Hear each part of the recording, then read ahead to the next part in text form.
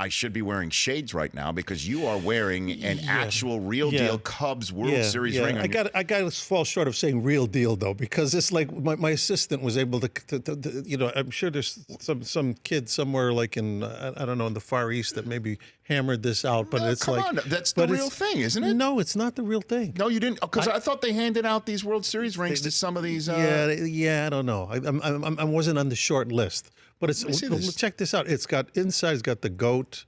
It's got the. But Garland got one of these, right? I mean, they gave these out. Look, who knows? You got this from the Cubs, though, right? No, I did not get that from the Cubs. Okay. No, but until somebody arrests me for like. I tell you, this looks phenomenal. For a mojo, it's pretty good. It kind of makes me wonder when they all say, these things are, and I'm thinking, who knows? They probably, you send a couple $1,000s to some guy in Taiwan and they send you 1,000,000 rings.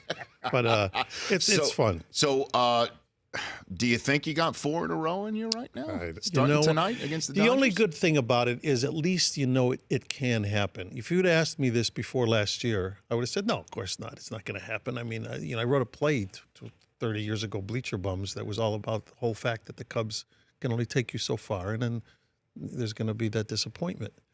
But the fact that they had that magical year makes anything possible. So in other words, if they win now 4 in a row, at least I could say, okay, I think all the Cub fans will, of course, be.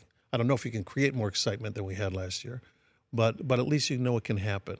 But if it doesn't happen, look, I've lived in Los Angeles for many years now, and they've got a hell of a team right now. So it's not like like I was saying, I mentioned it to you earlier. I almost feel worse for what Cleveland went through, because here's a team that everybody thought should be at the big game here, and they got swept. And they get swept after being up 2-0. Yeah, I know. And so that's almost tougher to take. But the fact that you had last year is a nice soft landing. But at some point, when does a Cubs fan allow himself, herself to get greedy? Are you there? I don't want to do that, because like I said, my mother, who passed away in April at 101 years old, thank God, was able to see the Cubs win, even though when she was born they were on a 7-year losing streak. So great line. So so how can I be greedy if I'm thinking that my mom had to wait through her 101 years to finally see it happen? So my feeling is I'm good for 107 years if I have to be. Not that I will be around for it, but no, I love baseball. I love the sport. And so my feeling is, at the end of the day, may the best team that year win, whoever it may be. Right. If it's the Cubs, I'll be all the more thrilled. But if it isn't, let's have good baseball. Enjoy it. Even if it's the Cardinals?